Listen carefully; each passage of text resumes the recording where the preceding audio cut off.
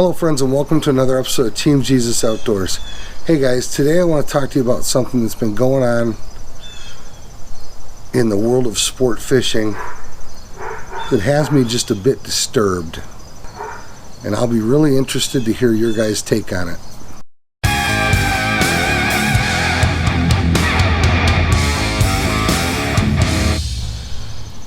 So friends, over the past 5 or 6 years, as you know, forward-facing sonar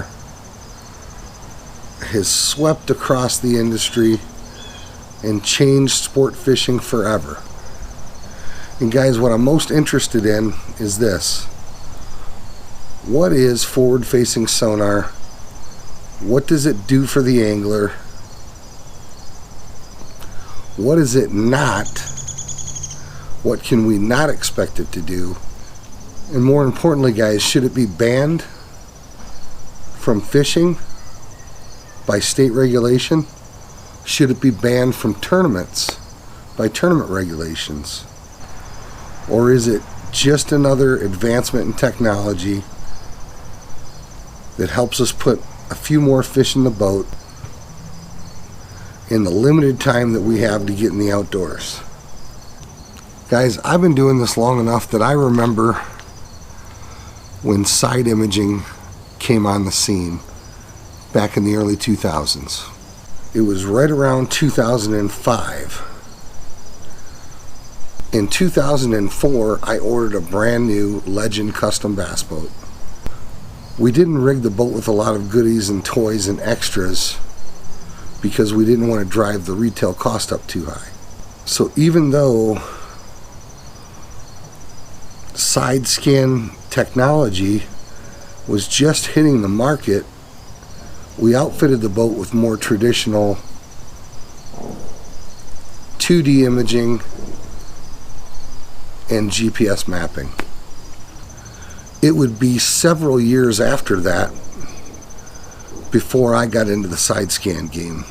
And even after I first installed it on my boat, it took me a few seasons before I was really good at it and really understood it. So it took quite a while. Side scan was on the scene at least 10 years before it really influenced how I fished.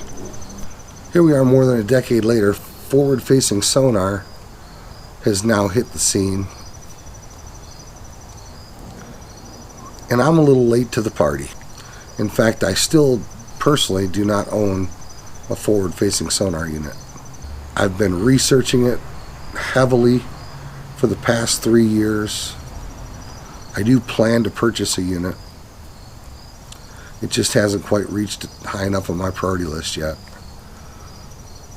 And my good buddy Mike, whom I fish with very, very often, has forward-facing sonar. So I do have a lot of opportunity to be in the boat with it. I've come to realize what forward-facing sonar is capable of and what it's not capable of. And I can assure you that forward-facing sonar is not the silver bullet that some people want to make it out to be. Forward-facing sonar does not find fish for you, and it sure as heck doesn't put them in the boat. Really, the magic of forward-facing sonar is that it opens up that last great frontier in fishing, which is offshore open water fishing. This last great frontier in fishing was really highlighted as more and more anglers started using side imaging and realized how many fish were offshore. And not only that, but how many fish were offshore and suspended. Because those fish that are offshore but relating to structure or relating to the bottom of the lake, those fish have always been pretty catchable. It's the fish that are offshore and suspended chasing pelagic bait fish. Those are the fish that have largely remained a mystery for a lot of years. Well, forward-facing sonar unlocks that mystery. as guys get proficient with forward-facing sonar, they can now chase those offshore suspended fish and target them with pinpoint accuracy. Now, this is rapidly changing the looks of bass tournaments, and a lot of the old school bass anglers have a real problem with it. Guys, this is not brand new information here. This is not a new secret, but let me tell you, tournament anglers are a great big bunch of crybabies. When a tournament angler doesn't like the way things are going, oftentimes because they don't necessarily suit his preferences or his styles of fishing, they are quick to cry foul.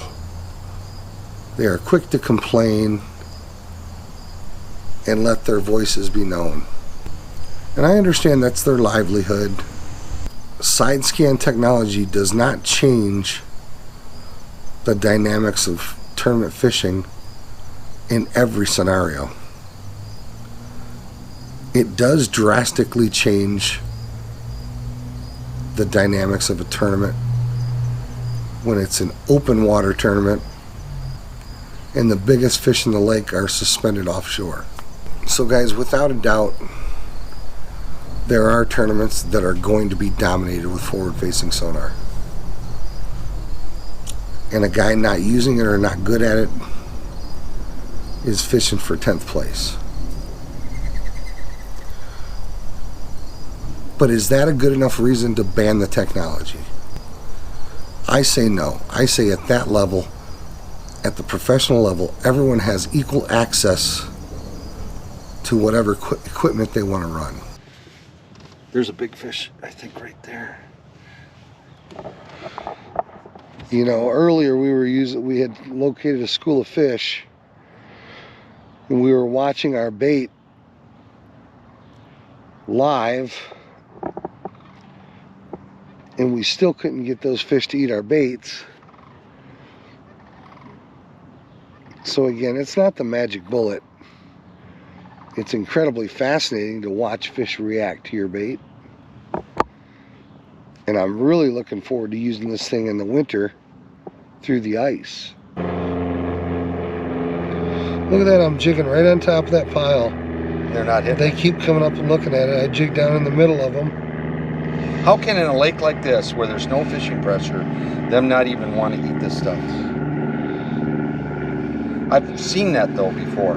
That I've seen them, and I haven't, and I couldn't get them to bite.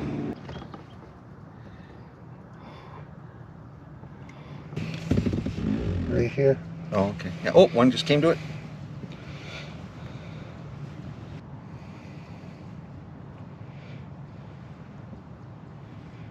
Friends, the Professional Musky Trail was the first tournament trail that I was aware of to ban forward-facing sonar.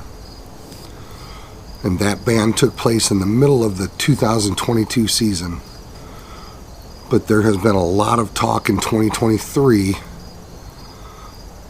of BASS, the Bass Anglers Sportsmens Society, and arguably the biggest bass fishing tournament trail in the country.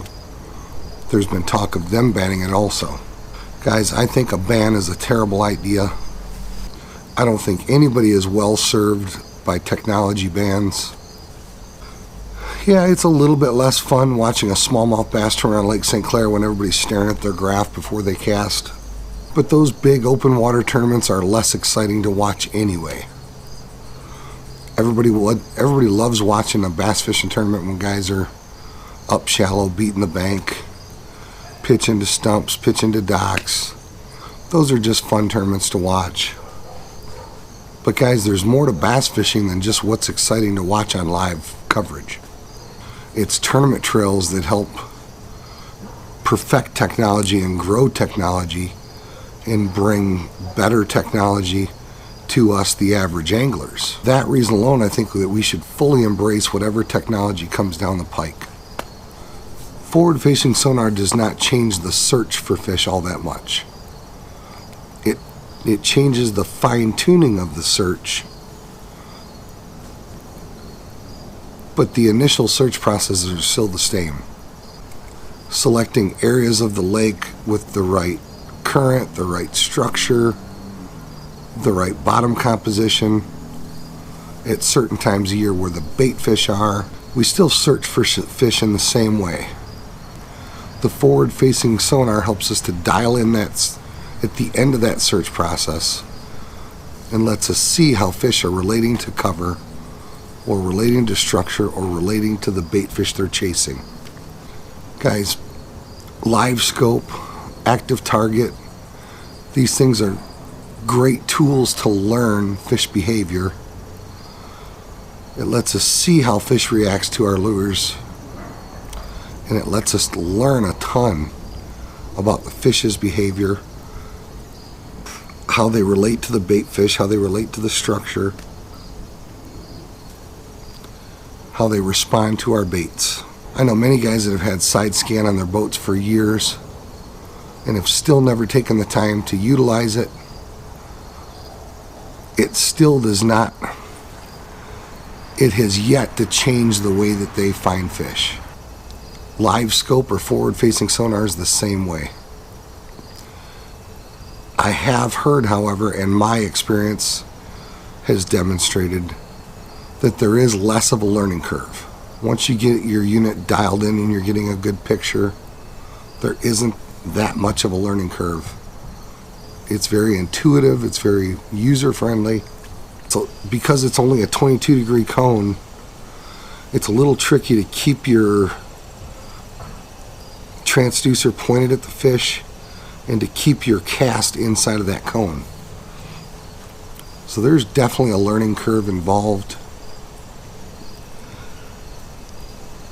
And everyone that uses it isn't going to master it overnight. But guys, it's an incredible technology.